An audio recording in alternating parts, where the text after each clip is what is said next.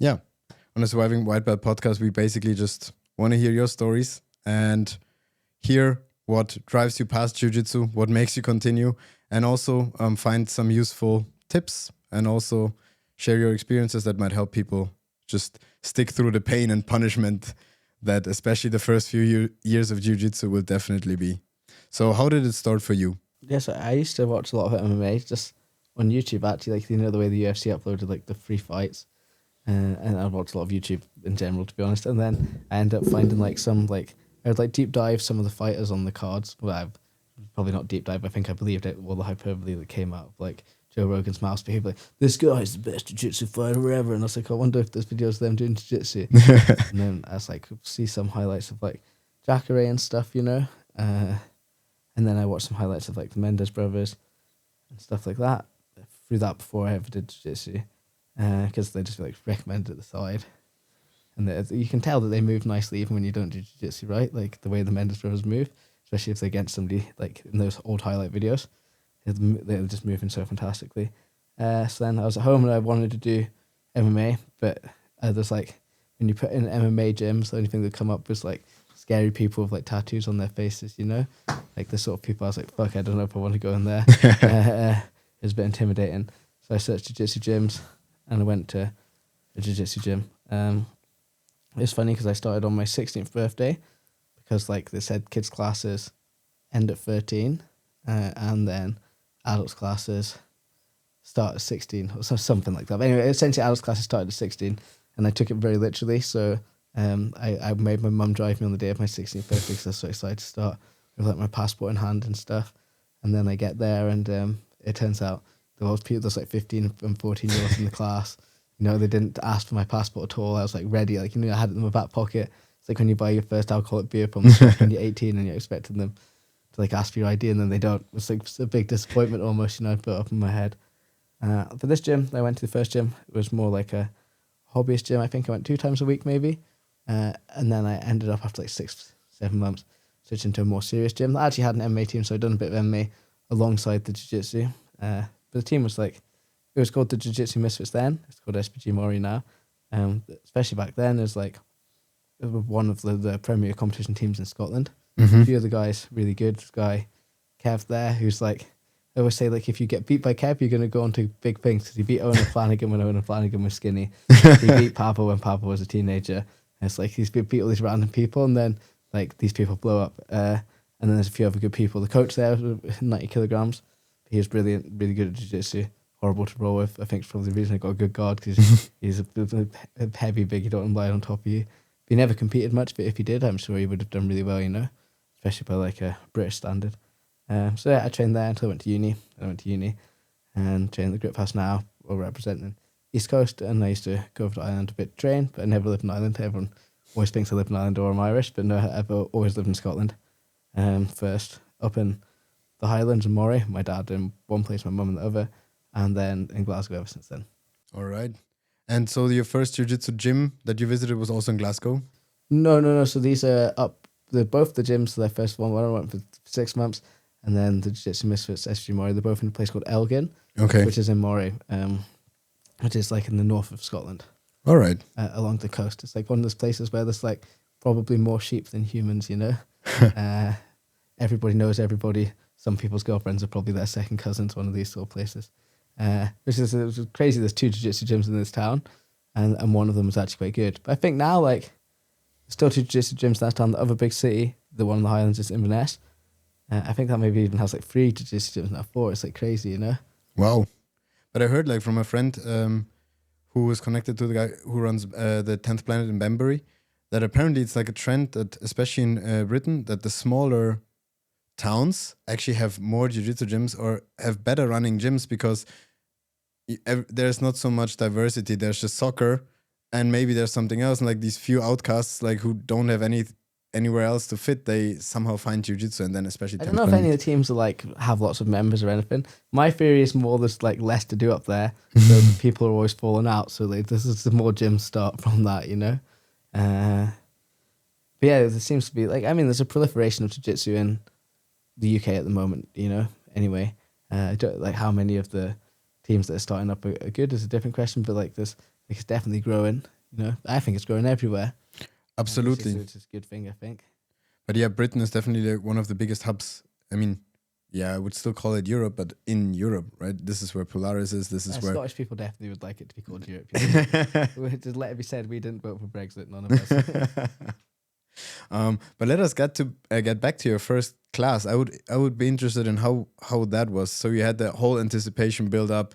You went in there with your passport. How was the first class actually? Do you remember anything? I remember I was a bit embarrassed because it turns out I was in a gi and I'd like gone and bought new spats and stuff. I didn't think I was really expecting that.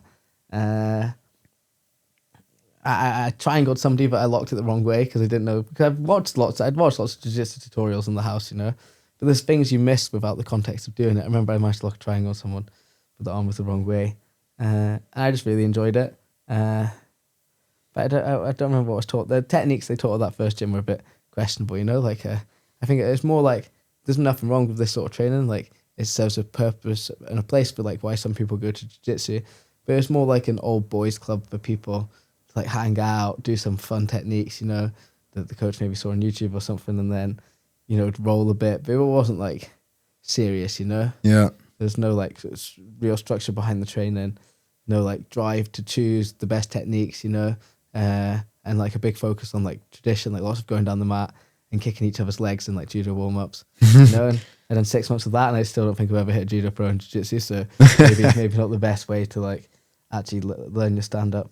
But I remember like I think what we were learning around the time I started was like the Eddie Bravo's electric chair or something, you know. Okay. So like I was trying to learn that. I tried to do that. To not much success. But I also started watching jiu-jitsu and kind of like watching lots of the Meow Brothers and stuff and trying to copy their moves. And then the second gym I went to is like run a lot more like scientifically, I'd say, you know, and like they had an interest in jiu-jitsu beyond hanging out and like the martial arts credos. They had an interest in actually like good jiu-jitsu, you know, effective jiu-jitsu. So from there I was able to like learn more actual moves. What was the breaking point, or what do you remember the point where you said you needed to switch? So there was like, my mum and dad live in different places, right? And the gym that I was training at is much closer to my mum's house than my dad's house. And they only had classes 2 days a week. And then they had a class in another location 3 days a week. But this would be like impossible to get to from my dad's and like really far from my mum's, this place called Huntley. So like I could only train there twice a week, like the Monday and the Saturday morning. So there was another gym that opened. It's somewhere close to my dad's. And this is Inverness. This is a much more well-connected city. So I could also get a train back to my mum's close enough that my mum could pick me up from the train station from here. So I went to this to train more, right? Because the first gym's full-time occupation was talking shit about the second gym.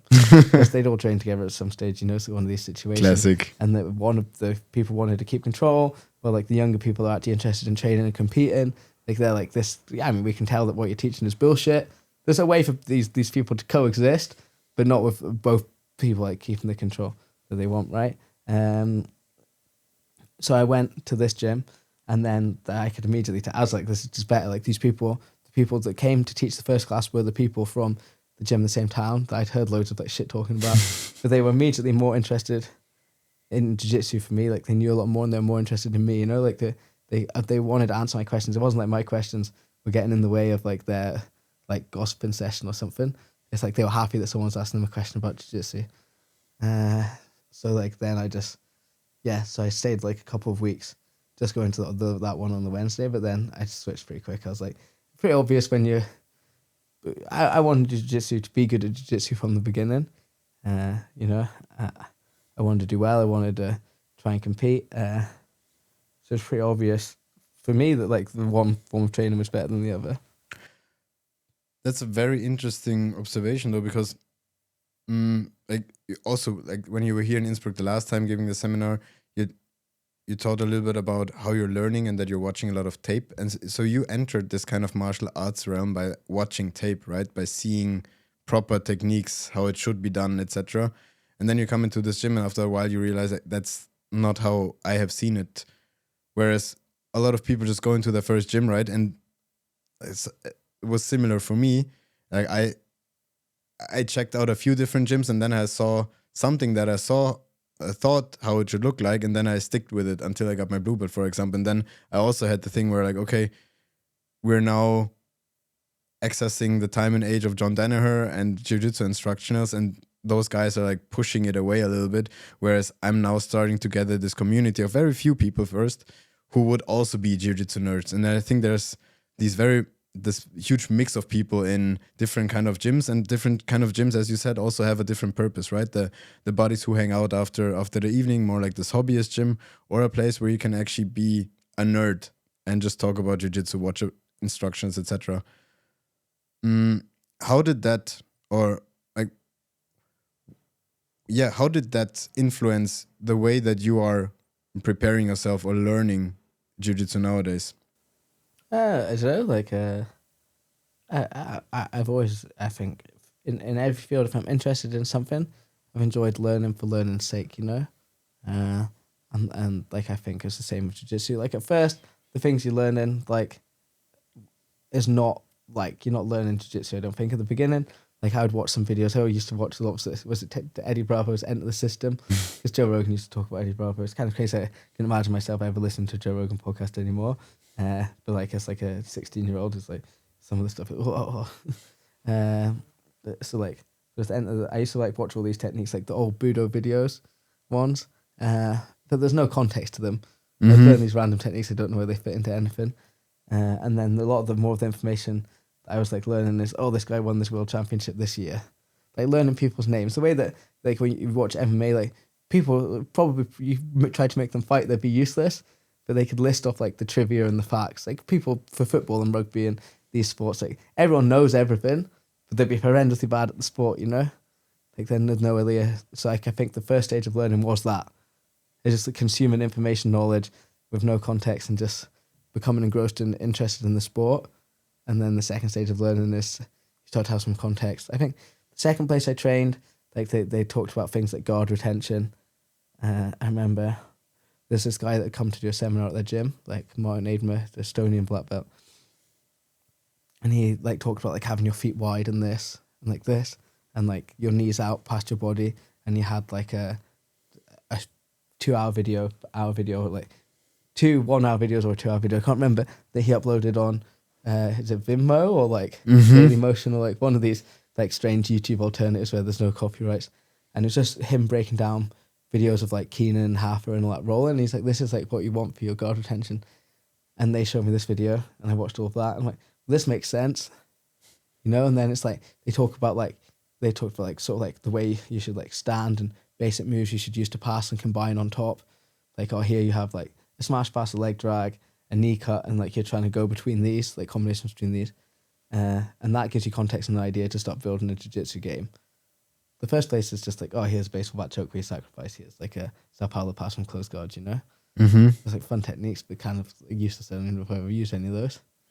The second one, like, there's more of the fundamental building blocks of jiu-jitsu that you probably need to know, you know? But it's also interesting that you just said that the guard retention seminar is one of the first ones that you did or remembered. No, I didn't even do the seminar. Like they'd done the first seminar. I eventually done seminars with Martin Aiden, but not on guard retention. He'd like released this video, and they said that he'd come to their academy.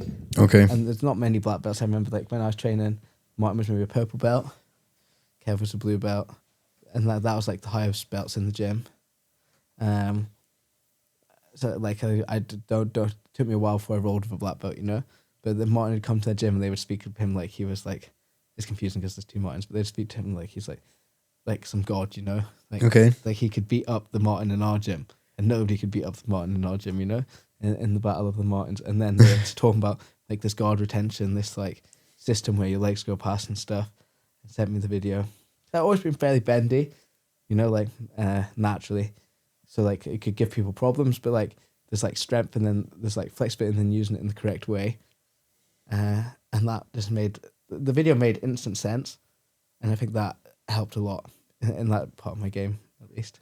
I mean, that part of your game is basically one of the biggest parts of your game, right? The biggest part of everyone's game. I said this at the seminar, right? Like there's only 2 things that matter in jiu-jitsu, like that you must have. And that's like to have like for a normal person an impassable guard and be unsweepable when you're on top, you know? Like these two skills are what wins you matches. These competition jiu-jitsu, it's more important than jiu-jitsu knowledge, it's more important than knowing a million moves. You know, you could never learn a single back, mount, or side control escape, but if nobody could pass your guard or sweep you, like, okay, you don't even need to know that. You know, so it's like these are like the most important things. Obviously, it's good to have a well-rounded knowledge of jiu-jitsu. Hopefully, when you like get to high level, you have a well-rounded knowledge. But like that's the thing to put your time into. You know, when you look at the performances of so many people that win world, like say like high-level grapplers, like say Kolobati, like it's very hard to pass in the gi, at least gets to X guard sweeps and then just doesn't get swept back, or comes up from the double pull and doesn't even give up an advantage when he's playing top. You know, like he's not doing a wide berth of techniques in these matches. He's removing people's hooks. He's staying safe. You can't move him. On bottom, you can't pass him, and he can get to like this one position where he's incredibly good at sweeping. He gets his X guards, his hooks are sticky. You try and move, he follows you eventually on your bum, and he stands up. He's beaten a whole bunch of the best people in the world with this. There's so many people, like, they're really good. Okay, so Adam Wodzinski, right? Okay, fantastic butterfly guard. He's got like added a few extra things on the X guard and the foot sweeps and stuff. On top, like, he passes people the exact same way. He holds reverse like smash pass grips and just goes into smash pass every single match. Like, this is the only way he's trying to pass, right? But you can't move him from there. He's got fantastic base from there. You know, like, you're not probably, when you're in his guard, he's going to attack you with one of these 10 moves that he's super good at, you know? And this is we're winning him everything. You know, so it's like, I think like those are the most important things. Just like having an early focus on the guard retention is an important part of my game, but it's an important part of everyone's game. Everyone that's good has this. That's why it's super important that if you look at anyone that's good, they all have brilliant guard retention. It's like if your coach isn't trying to talk about the finer points of guard retention and controlling like how to control from the guard to get to like double sleeves, going from there, and like basic guard retention, and isn't talking about the ways to balance or shut down people's guards, like being in a ball on top, like managing to get to positions where you can kind of camp in the no-gi, like they maybe actually like that should be the main focus of your training. But was it like that from the beginning? As you said in the beginning, you were only rolling with blue and purple belts. When did the language and the whole like depiction of the game become so deep, as you just like explained? I don't know. I suppose like sports on jiu-jitsu change from time to time. I have no idea when it came to that. Came to those sports. Maybe if you asked me tomorrow, I'd have a different opinion. Who knows? All right, but so you're saying retention is something that everybody should work for, and becoming non-sweepable basically when you're on top. You're trying to become unsweepable. It's obviously hard against the best guard. Like unpassable, like depends like across the weight classes. Like for the smaller weight classes, almost everybody's unpassable, right? At the highest level, you know, more people are sweepable. And there's obviously like strategy, like instead of giving up a guard where someone can attack your back, you might sweep yourself and hope you can sweep them back later on and stuff. So there's nuances, but like in the training, like that should be your aim, you know, always. Like I need to work on the unsweepable bit. I'm a bit shit at that, but we'll get there. We'll get there. That's the plan. Next year in the gi, I'll be like a little ball. Nobody will be able to see me. I'll be hugging people so hard and passing them, like feeding lapels under their body and stuff. But we'll see that next year. So many questions now, because you were also like now mixing between gi and no gi, because you're like a dual athlete. But I want to get back to the beginnings first. So because you're one of the smaller people, usually in every room, I guess. How was it in the beginning? What were the first techniques that worked for you where you were building up your confidence? I just tried to do like reverse deli heaver and deli heaver, you know, and I switched between the two of them a lot. Like can't go one way leg in the middle, do the other. Like lots of kiss the dragon, lots of deli heaver. You know, yeah. I don't think I knew how to pass the guard. Probably just fall over. But yeah, I think that was it mainly. Trying to learn lots of moves. I changed from week to week probably at that stage, whatever I'd like wanted to work on or seen. Probably still changes week to week. But yeah, I'd say if I'm trying to think back to my white belt matches, there's lots of like just randomly ended up in a submission, you know, like white belt and early blue belt, because the other people are also horrendous and like, oh my god, I'm in a triangle, this is class. Yay. And like there are lots of reverse deli heaver especially, and for them like deli heaver too. All right. And that's that came from your gi game mostly in the beginning, or how was the practice? Like, how much gi and no gi did you train? How was it? I think like 50-50. All right. In the beginning, the first 6 months was only gi. Mm-hmm. But then, like, after that, it's always been kind of like 50-50 there. The gym, the SWB Moray Misfits was like an MMA gym too, so we had MMA classes all in the one room, and then after jiu-jitsu classes. So I think like Monday, Friday would be gi, Thursday would be like no gi sparring, Wednesday would be gi, Tuesday would be no gi, which weirdly mirrors the schedule I have at my current gym. And then Saturday morning would be wrestling, and then jiu-jitsu afterwards. But I was 16 and I like to go out drinking with my friends, and I sometimes miss the wrestling because it was now you're a guard puller. too early in the morning. I should have gone more. I remember being so hungover in that quite a few times, you know. So like, fuck, I shouldn't have drank so much alcohol, you know. Because then I had to get from home to the gym, which if my mum wasn't going to give me a lift, was like this massive faff, and it was like 10 in the morning. Training at 10 in the morning on a Saturday should really just be illegal in general, you know. Like you shouldn't be training at 10 in the morning on Saturday unless someone's paying you to be there. This is you shouldn't be training at 10 in the morning anyway unless someone's paying you to be there. Like 11, that's a reasonable time to train. 11 is reasonable.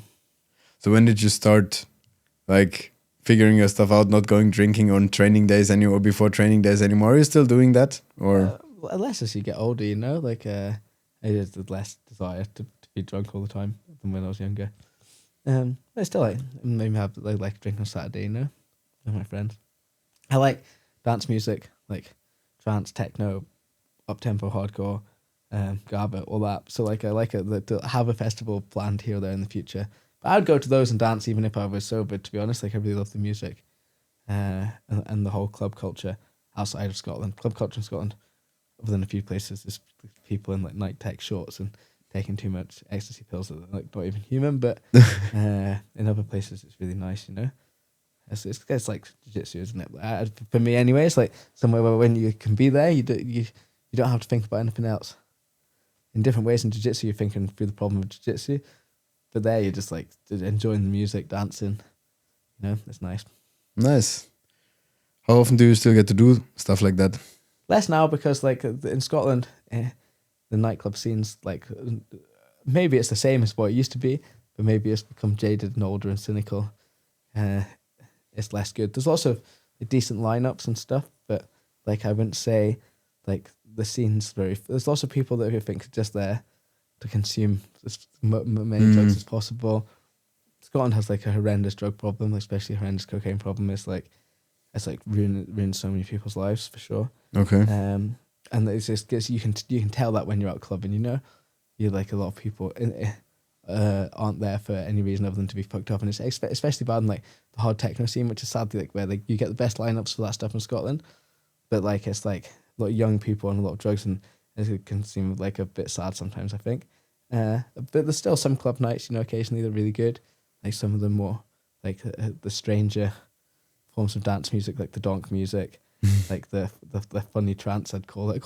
It's like the meme end of dance music, but it's actually really good. Like crazy like hardcore remixes of like the most ridiculous pop song sample to like donk music, where those scenes are really nice. Those nights don't come around all the time, you know.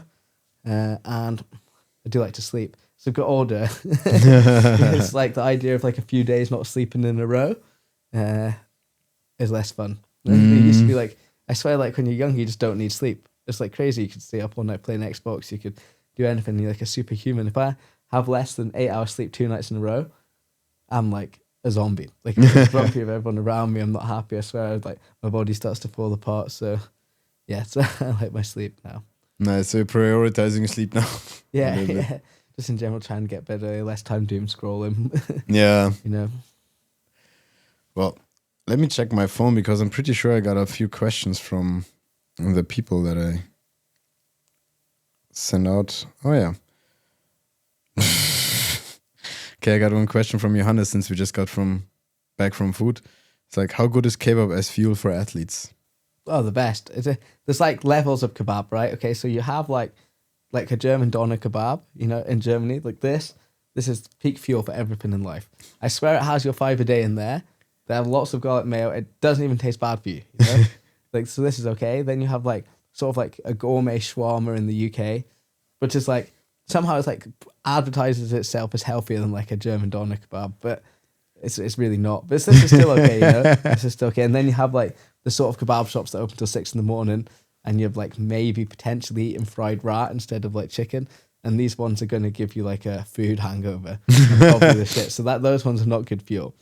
But like a good healthy kebab, there's nothing wrong with that, you know. Yeah. Like if we were to make a kebab in our house, and it would actually have a lot of healthy ingredients in it, you know. So and it's probably, I don't know how much protein's in a kebab, but I'm sure you could add some, you know. And like I throw some halloumi in there, that's got to have a bit of protein in it. Let's check how much protein is in a kebab. Which is like chicken kebab, just like pure chicken, like fully chicken filled one. Like that has to have like a whole bunch of protein. Yeah, let's see. What is Claude saying about that? What else do you eat usually? Like, are you kind of like strict with your food, or you don't care at all? No, like if I cook food myself, like I like to cook quite healthy food, or like at least tasty food, you know. But like I probably have a sugar addiction. I've realized. Like every time I eat something super healthy, I have to eat like 3 biscuits afterwards or something. But I try and get all the things you're supposed to get. Okay. I like to cook like pastas with like lots of vegetables fried in with lots of garlic, and then add that to the pastas with like mozzarella and sauces and stuff. I was making this week, made myself like sauerkraut, rocket, and cheese toasties as a snack. That was delicious. I was a big fan of that. You know, I was like, never thought of putting sauerkraut in my toasty, but I was like, this has got to be good for gut health and stuff. Yeah, no, but like I'd say, but people at training, they don't see what I cook at home, and they just see me come in with like a packet of crisps and like a Kinder Bueno, and they're convinced I have the worst diet in history. But like, it's not actually that bad, you know. Okay. Like I like to cook healthy food. I like to get more into cooking. This is one of my goals for next year. Like make more like gourmet style food. Maybe I was thinking like maybe like learn how to make ceviche. I love ceviche, but I never made that. And like other cured fish. I was eating recently like some fish cured in like orange. It was probably still cured in lemon, but had like orange flavorings and stuff, and it was so delicious. And I was like, you could just make your nice seasoning, cure the fish. By the time you come home from training, it's been cooked in the acid. Yeah. Put like some nice leaves with it and stuff. Find a garnish that fits it, and then that'd be delicious, you know. So to try and have it together enough to do some more stuff like that, I think it'd give me a nice little like dopamine boost of like, wow, you're slowly becoming an adult. Yeah. Just turned 27, and you can look after yourself. You know, that'd be good. Yeah. What have you been doing with the rest of your life up until now? I mean, you've lived an athlete's life. When have you become an athlete, or when do you think you would have called yourself a pro athlete? I don't know. Like, I don't actually know what like a pro athlete constitutes, right? Like I could go and make a vlog for my Instagram and make it seem like I live the most healthy lifestyle ever, or we could cut to other bits and it can make it seem like how is this guy able to be alive? You know, like I have a suspicion it might be the same for so many pro athletes. Like take John Jones, right? You watch a UFC embedded, this guy is some fucking machine. All he's doing is lifting weights, being healthy, and then it turns out he's like full of cocaine and driving hookers around and causing trouble like the night after that was filmed. So I'm like, what actually constitutes a pro athlete? I look after myself in some ways. You know, I think I go to the gym 2 or 3 times a week. I have a good PT like Charles from Charles that does the lifting for a lot of people. Charles Allen Price. I like to read books to keep my mind sharp. I try and sleep like 8 to 9 hours every night when I'm at home. It's harder when you're traveling for things like this, like with travel. I try and get the things I need to eat. I take like vitamins, you know. If I'm not cutting weight, I take creatine. I like tick a lot of the boxes, but then there's the other side. Like I eat a lot of sugar, you know. If I'm out of training and I have got like a little bit of time before training in the morning, I will go and have a couple of pints with my friends. So yeah, but I don't know like at what stage do you become a pro athlete? And like I'm like taking myself super like I'm always training a lot and I'm always watching a lot, and like the hours I put into jiu-jitsu I think is the amount of hours that any pro athlete is going to put into their sport. But like do I personally feel like a pro athlete? I think unless I was literally eating green kale smoothies and doing like the Conor McGregor cycling program, I would never be able to with like a full heart say I was a pro athlete. But this is probably a false idea of what a pro athlete actually is. I don't know. I think you were actually checking the right boxes, right? Like, I mean, you for yourself, like you're taking care of yourself as if you were an athlete, right? Like, yeah, but you still allow yourself to have time because like fun times, Because I think pro athlete doesn't mean that you need to invest 100% of your time. But in my head, that is what a pro athlete is. I don't know why. Like maybe it's like, But it's only because of that. That's only because there's so much money in other sports as well that allows them to be like this, where like they're being cooked for, all of that travel are being arranged. The only thing that they have to do is live and train. Like sleep, eat, and train. Everything else is managed for them, and you still have to do it. But the I'm thing is, wondering. This is what I'd like. I'd be interesting to have like a full understanding of what these people's lives are like. Like, are the footballers also causing loads of mischief? Like. oh yeah, for sure they are. I mean, you read it in the newspapers when somebody is just blackout drunk and he tweets some bullshit or something. Of course, they're all humans, and I think especially like high level athletes, they need to vent as well. Like this is why a lot of them go to drugs or end up violent at some point, because I think there's so much pressure that if you don't relieve it, it's gonna come out another way. That's not just your competition, but it's maybe going towards your family or into other aspects of your life. But I think if your inner demons, which I don't know, is your pints and your parties and your sugar, if you give them a place in your life and you're still okay with the amount of space that you're having, I think then you're absolutely fine. And I think that you're then living a good life, because why would you just not have fun for the next 10 years just in order to achieve, I don't know, maximum greatness? What's your life about then? Yeah, I mean, my goal in life is to be happy, to be honest, like, more than anything, and to be happy on the road to happiness. I think often people because happiness is like this goal that when you achieve it, you're going to be happy. But once you achieve it, everything feels a bit hollow compared to what you expect. You have 2 hours of this is the best thing ever, and then fuck, my life is the same as it was before. So it's like to try. My aim is to have as much happiness on my journey to wherever it is I'm going. And fuck, I could be on a plane tomorrow, it could crash, and you've not achieved this final goal, not a black belt world champion, whatever my goal is in the sport, or whatever somebody's goal is in their sport. And then you're just dead, and you're just sad on your road to deadness. That suck. Exactly. So enjoy the freaking journey. Yeah. But you said it now, how was it when did you ever have these goals so big in your mind that when you then achieved them, you felt the short joy and then the hollowness, as you just explained? Or I'd not say that I have goals set in that way, it's if there was something I didn't achieve before I died, I'd be overly upset. I don't think there's anything like that, it's things I'd like to do, but the way I see it, the jiu-jitsu competition is you go and you either are good or not good enough to win on the day. There's a lot of factors into that. Maybe you'd win if it's the other day, but it's really not that deep, if you lose, okay, you probably deserve to lose on that day. That's why you lost. If you won, you deserve to win. And I train a lot, but I train a lot because I love jiu-jitsu. I don't train a lot to win the tournaments. If I didn't love jiu-jitsu, I wouldn't be training jiu-jitsu. There's probably easier ways to make money. Maybe not funner, but that's because I like jiu-jitsu. So yeah, no, they obviously would be super, super happy if I won these things. I think but it's not the be all and end all for me. I want to have good jiu-jitsu. I go to jiu-jitsu to make my jiu-jitsu better. I go to jiu-jitsu to try and understand jiu-jitsu more. I go to jiu-jitsu to work hard and feel like I know, work. It's hard to describe. I feel like a life where you don't work hard in something, whatever that field may be. It's a life not lived. To exert yourself and be tired, and to feel like you've really given your all for something, whatever that something may be. I think is really important for your mental health, for your feelings of self-worth, self-accomplishment. It's not to win in the tournament. There's other people in the gym that work as hard as me, have different life circumstances or whatever, not winning the tournaments, but their accomplishment is just as much, because it's we're doing the same thing and we're doing the same thing together. Don't know if any of that makes any sense whatsoever. It makes a lot of sense. I'm just surprised that you're so calm about it, because I know a lot of other competitors who are seeing it in a much more, I don't know how you would call it, much more stern way. There's just so much more pressure, and it feels I don't know. Is that something that you already seen that way before you went to become Euro black belt champion, or is it? No. Back in the day, I used to think that if I lost, everyone would hate me, and I'd have no friends, and fuck, my whole life would go to shit, and everyone would suddenly think I had bad jiu-jitsu.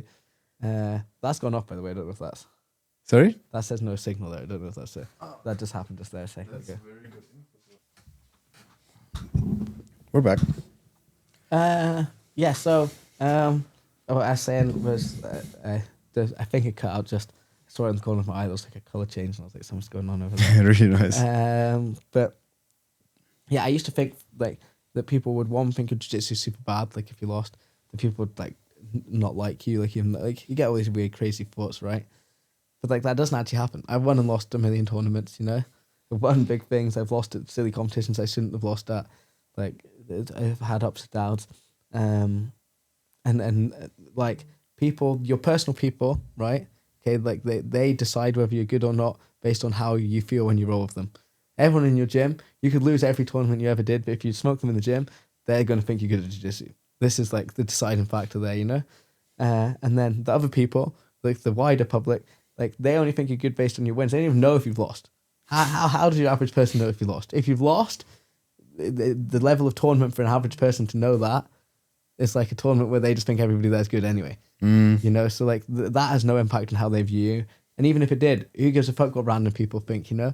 I'm sure like I walk down the street and I've got a hole in my sock right now. Sometimes we have like a few stains on my t-shirt and people are like, well, that guy looks like an idiot. He doesn't even have clean clothes. You know? Does that make me sad? No. Why would I care if somebody at some gym in America in the corners have decided, oh, Shay looked worse in that match than I thought he should. He's got bad jiu-jitsu. I'm never even going to know they thought that, you know? And then I realized too, like, the things that make me happy, you know, from jiu-jitsu and in my regular life is not winning and losing the tournaments. You know, it's the quality of relationships that I've built, like, you know, the being able to help people in the gym, the having my friends that I get to go and hang around with, like talking to them after training, and knowing that whatever happens in life, I can go there, you know? And then the other things outside that too, like the non-jiu-jitsu things, is like having friends, you know, having good quality relationships with like anyone you can, and having things that can make you happy if something goes wrong, like an injury or something in jiu-jitsu, you know? So like those are the things that actually provide you your day-to-day happiness. I don't even have my medals on display in my house. Half my medals, the medals I won before I went to uni at my mum's house, the medals I won in my house, like the ones from, because I moved house at like the start of the year, the ones from before that I don't even know where are. They're in a bag somewhere, and then the other ones I've won since then are like thrown on the corner of something. Like I don't sit and stare at them, you know. I'm upset when I lose if I feel like I didn't show my true jiu-jitsu. There's something blocked me from like an injury, you know, feeling nerves and pressure in the situation. Like then I would be upset. If my true jiu-jitsu came out, there was nothing holding back my performance, and I lost, so I just wasn't good enough. And there's nothing to be sad about that. You know, I'm good enough to do a lot of things. I'm not good enough to win that match, and there's nothing sad about that. So it's motivation to work harder to be better, but it's not going to change anything in my life. My material circumstances and everything when I come home are going to be the same. The only thing you ever gain, you can gain an improvement in your material life circumstances by winning. You're not going to lose that by losing. I mean, AJ Agazarm still does seminars, huh? Yeah, true. That guy's famous for losing. Like, that's literally his thing. His stick is to lose. And that guy still makes plenty of money from jiu-jitsu, you know? So it's like you as an average person who's not out there making so much noise and making people want to see you lose and then losing all the time, nobody's good. So you're not gonna make less money because you lost. If you won, you might make more. So it's like a win-win. Yeah. You know, it's a win-win. And then you can go out and you can try and have more exciting jiu-jitsu, try and take more risks, which then makes the win-win even more if you win by like submitting people doing cool things, and wow, you're going to skyrocket, you know? Yeah, I mean, sometimes it's not even dependent on the outcome of your match, on how much visibility you're gonna get or how much fame. Because if you look at Sebastian Ettard flipping his finger on Pavel, that got him more traction than anything ever. Probably even a win against Pavel would not have gotten him that much exposure, right?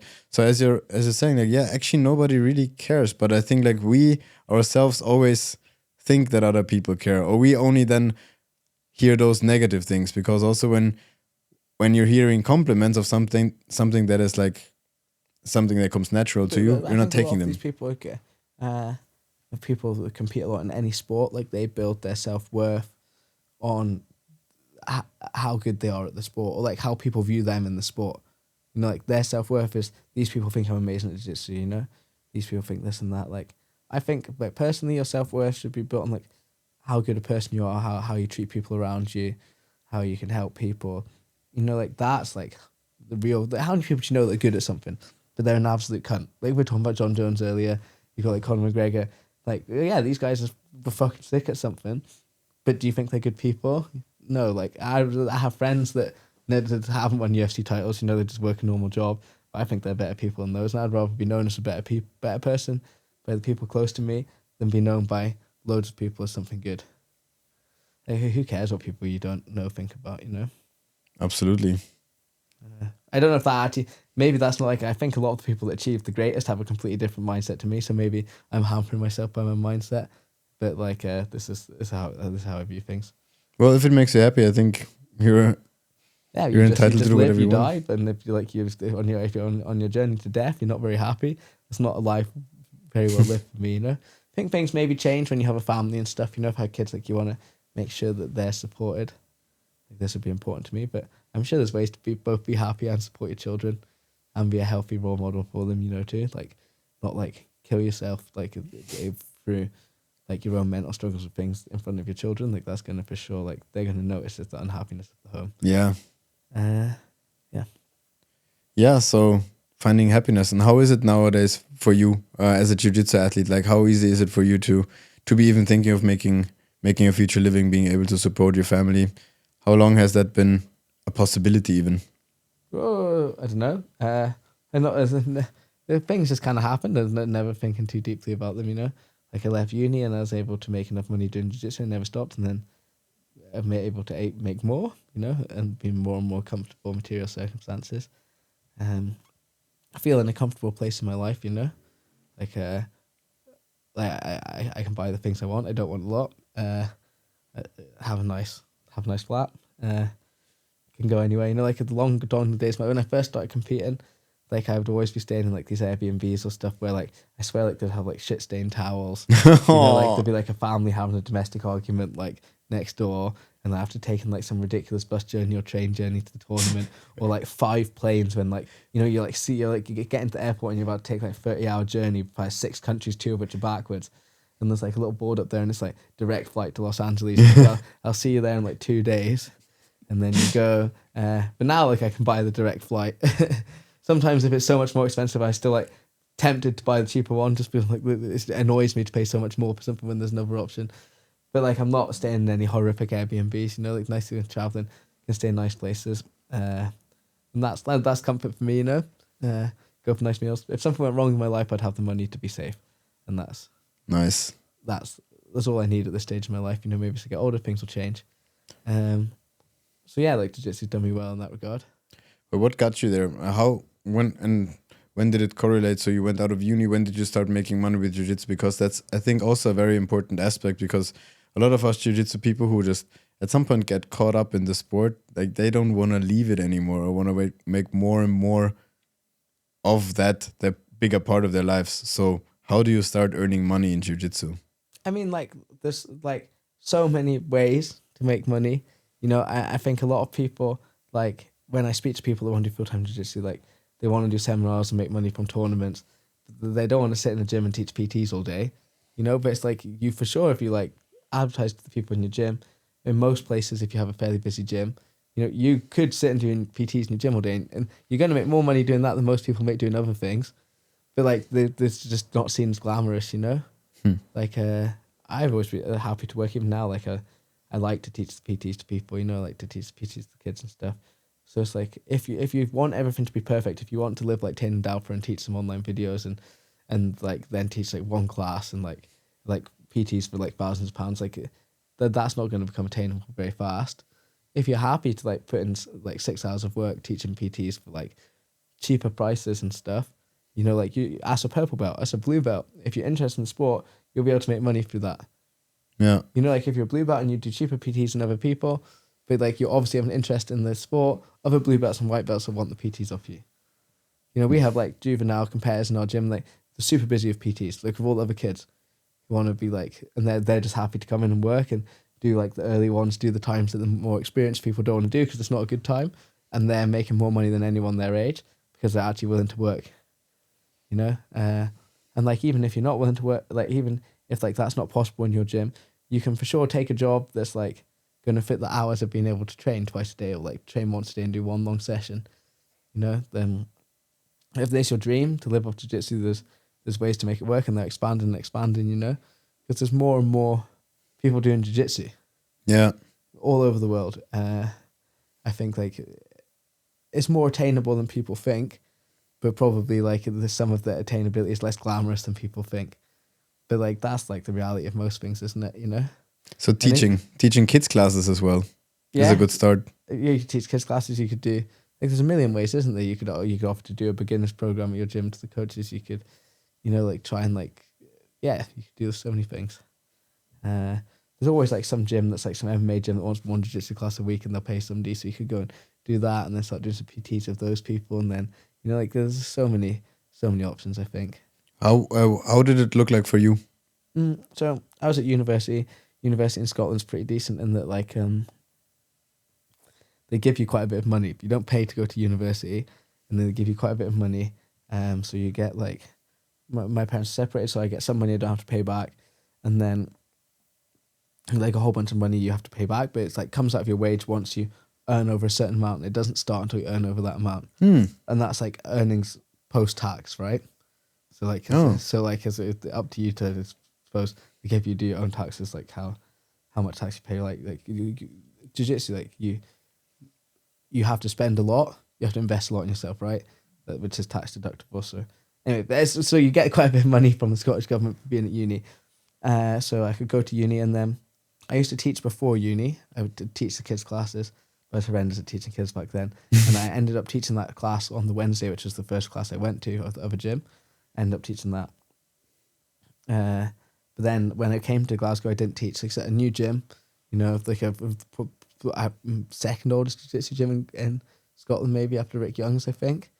Could be wrong, don't quote me on that, but like pretty old. I established like a lot of coaches, so I didn't start coaching there. I just trained a lot. And then in Corona, there's like the lockdown was pretty harsh in Scotland, so I was like a purple belt. And me and one of my friends set up mats in my house. So he's older, and he knew of this house that was going to have a spare room in it. It was up for rent, and I just left my other place because everyone was moving. Whereas I was living with one of my friends, because everyone went back home because they're scared of COVID, right? So we let up the lease, and I went and stayed on another friend's couch. But then he's like, this came up, so me and one friend moved into this, and spare room, we just matted it out. It's like the matted area wouldn't be much bigger than where we're sat now, but enough for 2 pairs to roll. And then people would come and train, like we'd just invite people. And then some people would ask for PTs then, because there wasn't really any other option to train. So I started teaching some PTs then.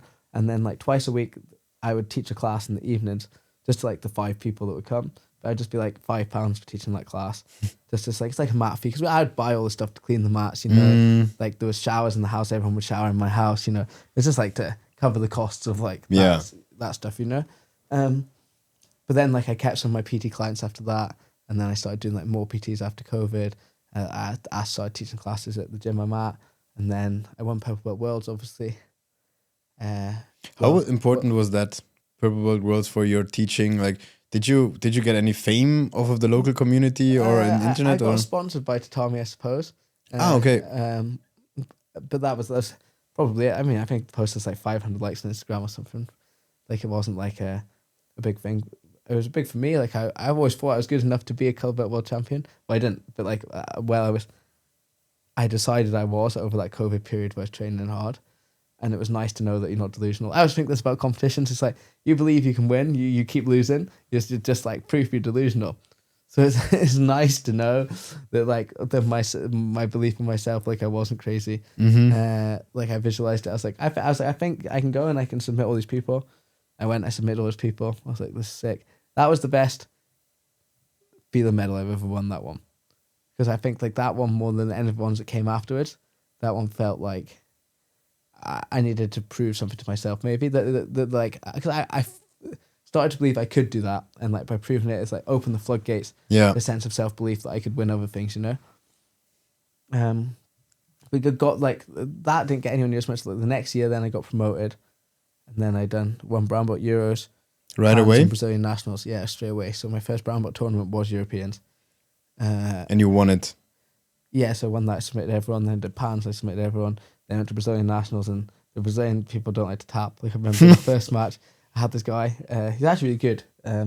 He used to be Melky Gavals, and now I think he's Hibiera Jiu-Jitsu. But anyway, I was winning the match on advantages of points. I can't remember, but having close guard and there's like 30 seconds left. So it's like the statistical chances of him being able to win in this situation. You're down points, you're in close guard, there's 30 seconds left in the match.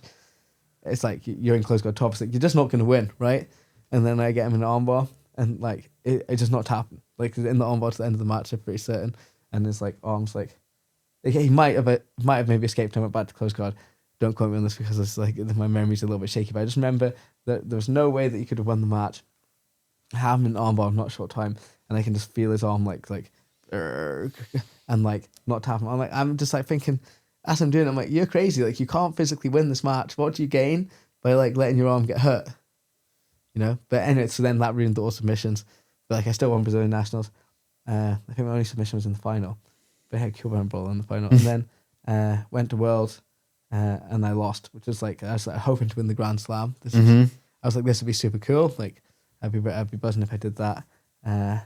So I won my first match pretty easily, and then I had this guy from AOJ, and he came up from double pool, and like it was like just didn't really do much. He was good at like that not being swept. You know what I'm saying? Like that's I tried a million moves in that match. He just was super good at not being moved. So like that he won the match for competition jiu-jitsu. That's like better than my attempt to try and do Brazilian different moves, cycling through different lapel guards, cycling through different. His just ability to not be moved. Winning the match, I was like, fuck, I lost that. And then I went to Brazil, brown belt. But like by this stage, I'd started to get noticed. Like that brown belt run, like people started to pay attention, you know. And Instagram and reporting and stuff has got better over time. Like nowadays, like it's even easier to be noticed because like there's way more organizations, people are way more on top of what's going on. Like people like Flo Grappling and IBJJF are better at showcasing people than they were then. I think, you know, like and there's more characters too. As the sport expands, there's like more you're able to get picked up if you're a bit different. But that's from there I started doing seminars. Like after that. Before then, I would teach seminars maybe in like Scotland. For like they just pay me however much people pay them to go to the seminars, and I teach a few seminars in Scotland. But then like people started asking me to go different places, and then like the next year was super good. Like everything went well. I went to Brazil. I was like undefeated in Brazil, but brown belt. I done like something like AJP, not Grand Slam, like local Rio. I did Fortaleza Open, Salvador Open, Sul Americano, Nogi. I think that was maybe it. Maybe the 4 tournaments. And then I hurt my knee a little bit, but not so bad. Like it's the first like knee injuries. Like hurt my LCL, trying to base on the wall and missing the wall, and then like heel hooking myself because I just like let myself fall on my last round of the day too. I was like fuck. Like I just misjudged where the wall was. I was like, where's my proprioception at? Hurt my knee, and then I went to Nogi Worlds. I won that with the sore knee, and then I took a month off to heal my knee. Then I've done the Grapple Fest, won the belt under 65, and then I done Gi Worlds and won at brown belt, and then Flo Grappling made a video where they followed me at the Gi Worlds there, and it was like a really tough division for Rooster weight for the colored belts. 4 matches against a whole bunch of good people. Like they've got people medaled at like come black belt world champions in the Nogi. Like people medaled at like black belt majors in like the divisions above. You know, like it was a really good division and a really good run. I was like proud of. It was nice, even if the matches were close, to be able to win against like the best level of people. You know, it's a nice final end to the brown belt and going into black belt. And then the Flo Grappling done a video, and that's when from after that video I got way more requests for teaching, I think. Nice. And then how does it work with the sponsors? Does the money increase, or like do you just get payment for events, or like how did that work? I imagine for like athletes it depends from like sponsor to sponsor, right?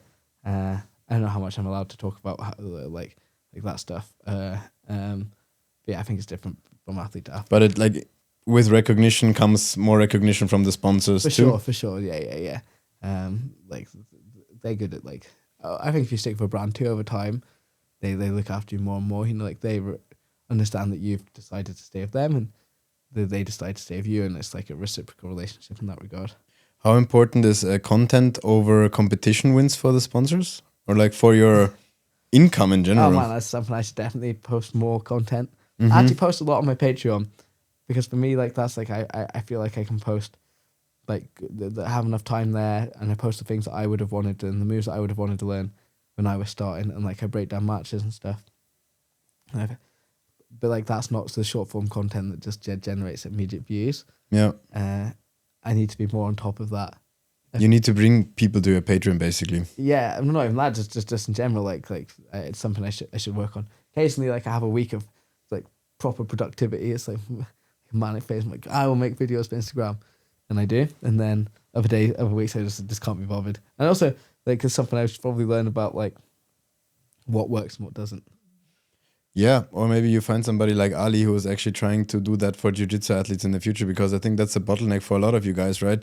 You have talking pro athletes, right? Who of the pro athletes of football, soccer stars, etc., does their own social media? None of them. But like the most successful guys, or at least the guys who became successful in jiu-jitsu, a lot of them did it like, via competition, and then they got recognized, they were lucky, or they did it by continuously posting social media, right? Like BMAC, Brandon McCaffrey, one of the biggest voices nowadays in jiu-jitsu, but he was never like a big competition winner. He just like continuously posted stuff online, right? But this takes a lot of time, and like how are you doing that with the focus on you actually wanting to be the best in the world at jiu-jitsu while also like trying to scale your business? I suppose I'm not. I probably should, but I suppose like my Instagram, I often get hit with brainwaves for great ideas, but then I just never go and do them. It's like that. That's something I need to work on.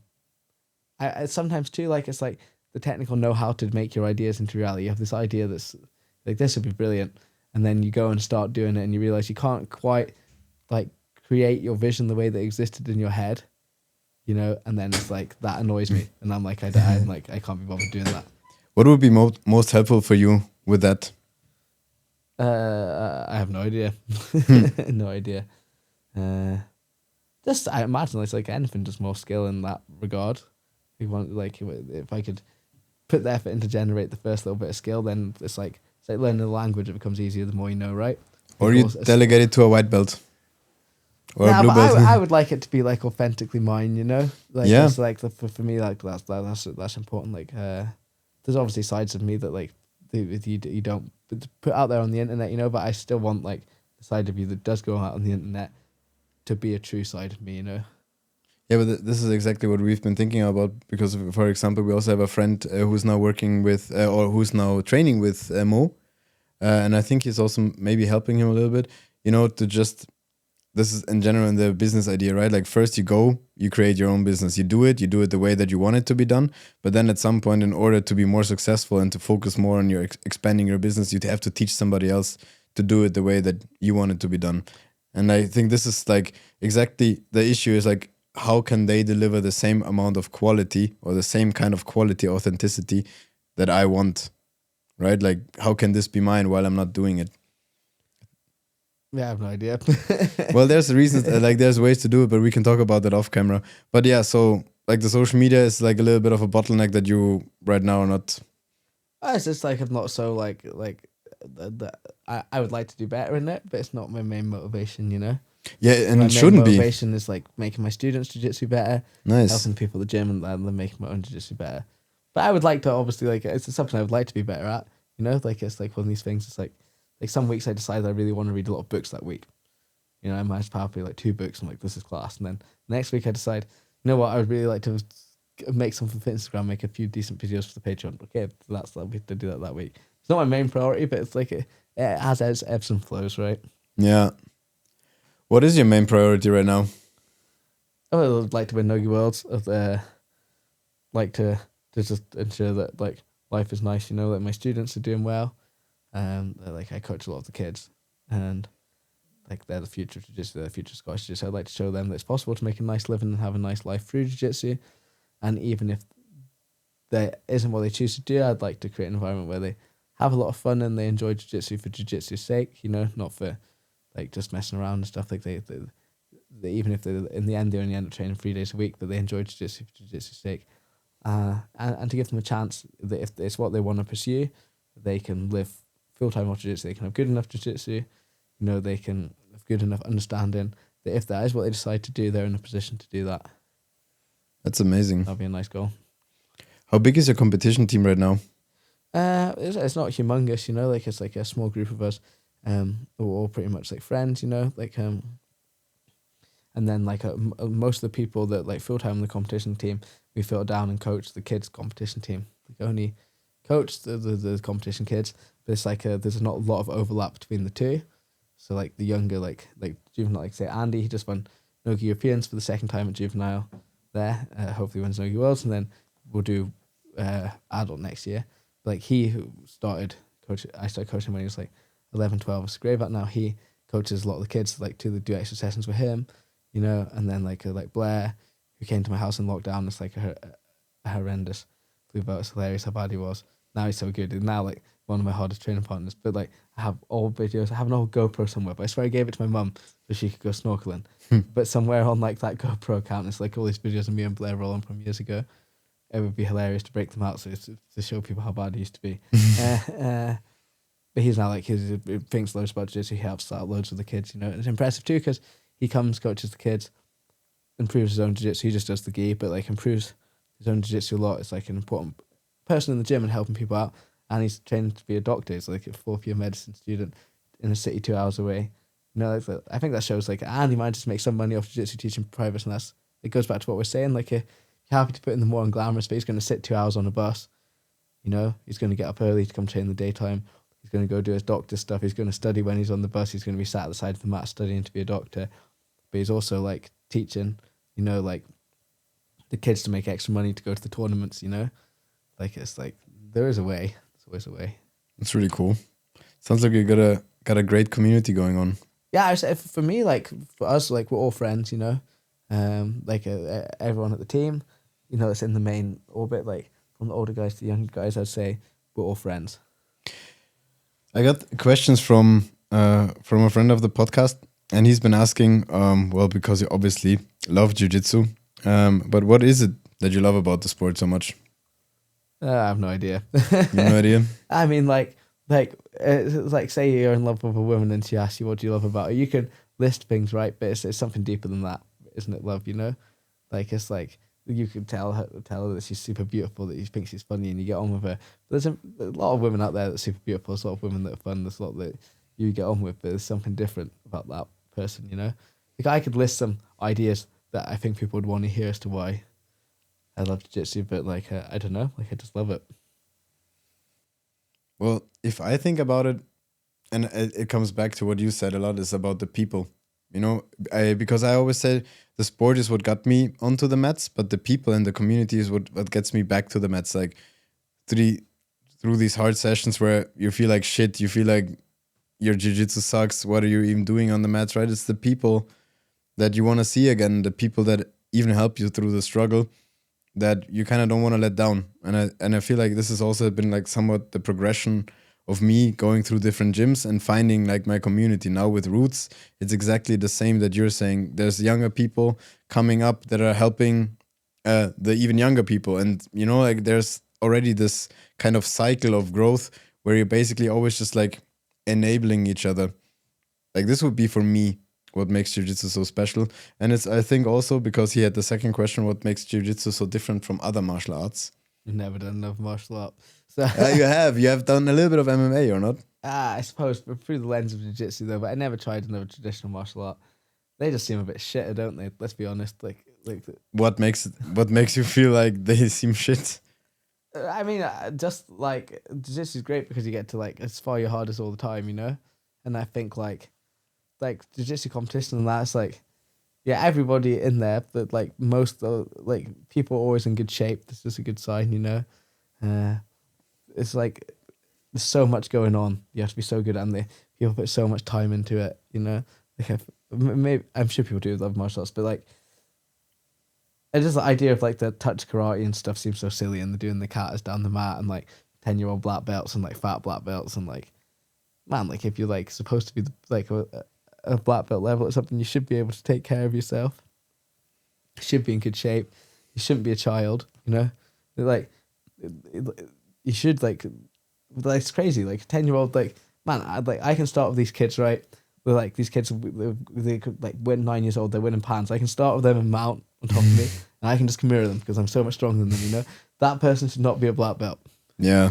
You know, like they will be one day, and they'll have black belt level knowledge. But like it's like they wait until they're older. Yeah, it seems like a lot of the other martial arts, and anyone that does like, if I apologize to people who don't teach them in this way, who I'm sure then there's some validity to the martial art, but like it just seems like a pyramid scheme to make money. It seems almost cynical, you know, like it seems like when you walk past a lot of these academies, it seems like a lot of lost people that don't really have, you know, like a bit scared, and they've been offered some way to not be scared, you know, like people kind of out of shape that aren't getting in shape. They're told that they're dangerous, to live a lie. Like, I'm full-time jiu-jitsu, right? I do okay in competitions and stuff, but I'm not out there thinking I can beat up everybody. You know, maybe I could, maybe I couldn't, but like that's not my thought process, you know. And I'm not training jiu-jitsu for like these abstract ideals of like honor, like like to be like some killer crazy person that's going to break. I train jiu-jitsu for jiu-jitsu's sake. I think that's why most people train jiu-jitsu, right? In the end, it's because you just love jiu-jitsu. Anyway, it goes back to you asked before why love jiu-jitsu, and it's like every time you roll, it feels good, doesn't it? Yeah. Mine just feels like to go there and to be able to do a new move, to have like an absolute war with somebody and not be able to move afterwards, like it's pretty, like I don't know, it just feels this freeing. You know, it's like you're just only thinking of that. I think that's a really good answer.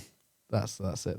And there's all the bonuses that you said, like community and stuff. But when you're in that moment, I could go to a gym where I don't know anyone, and I have to leave immediately afterwards because I have plans. So I'm not going to speak to anyone, but I'm still going to leave after having those rounds and be like, wow, that was good. Yeah. You know. But you've gotten to know people. I think this is also that interesting aspect that even if you don't talk to people during rounds, you get to know them on such a different level. Yeah, that fucking cunt who won't let go of double sleeves is so boring. Can't believe he held on to that footlock grip for 3 minutes. I obviously wasn't going to tap. What, wasting my time. They're not on my Christmas card list anymore.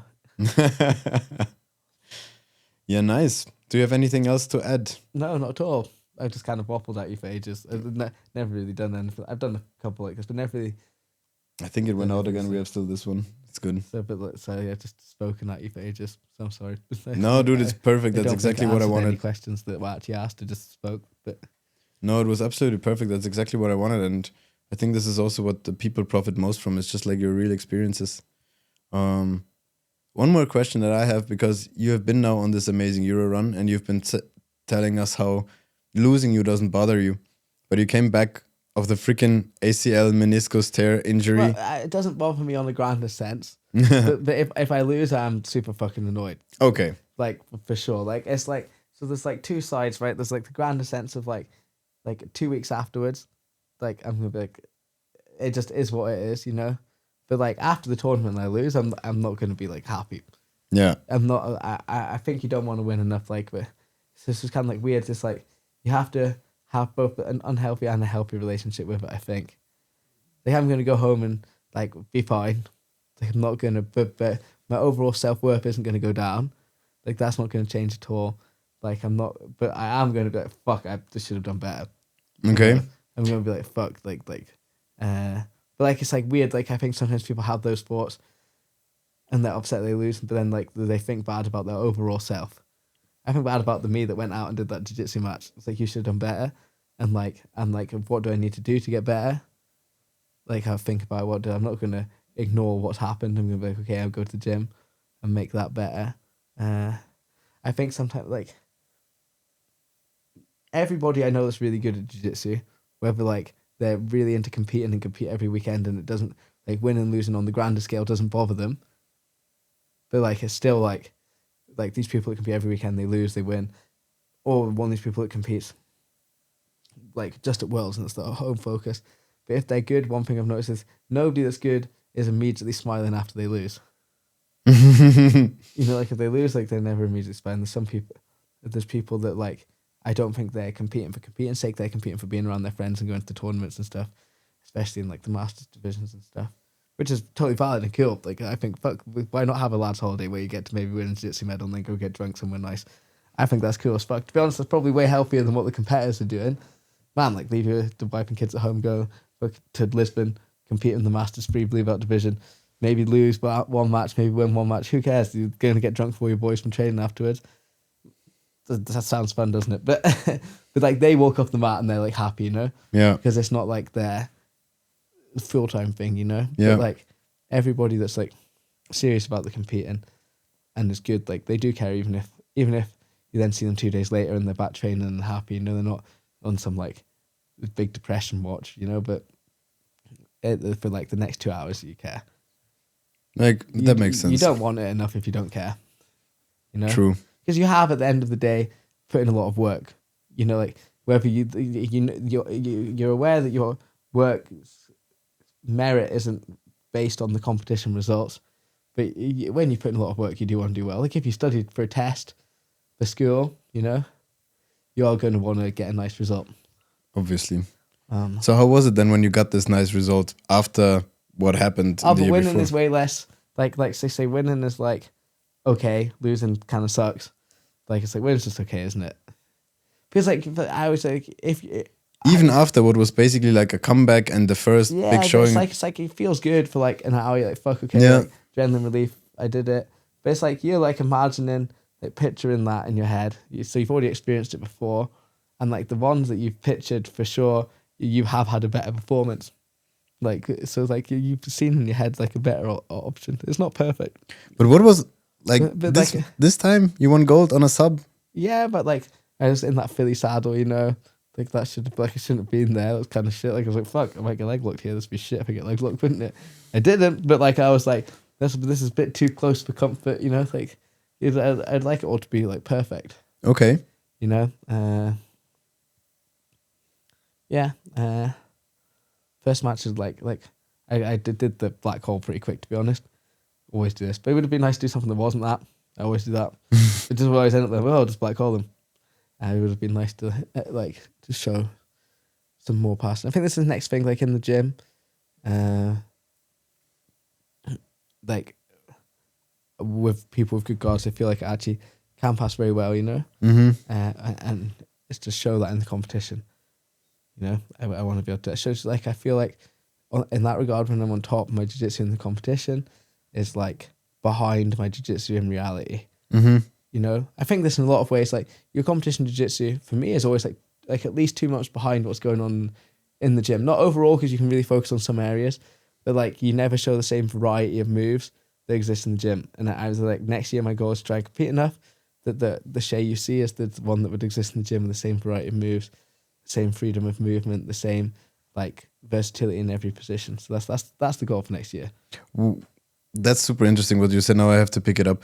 The 2 months behind, or like the general, like not bringing the performance from the gym to the mat. You're still performing well, I think. Okay. And sometimes there's people I'd beat in competition that would maybe beat me in the gym. I'm not saying that, but I'm saying like this, like it's a while sometimes before you have the confidence in the moves that you're just going to gunsling in the gym to go to competition. You're like, you're aware that it's there, but it's not like in your subconscious enough yet to just go for. Mm-hmm. It's weird. Some moves immediately enter your subconscious. Like, I don't understand this. Like, sometimes I've seen a move on like YouTube the day before, or like watching a match. I'm like, that's a cool move, and I do that in the competition the next day. And then other times there's an opportunity to hit a move I've been working for 4 weeks, and I don't do it.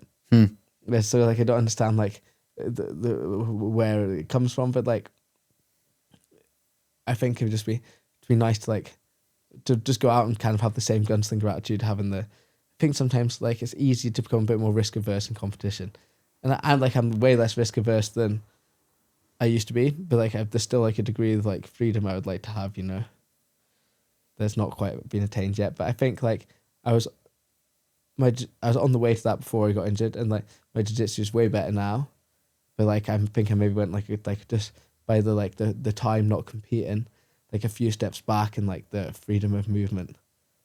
But like over the next course of next year, I'll compete loads and overtake where I was before.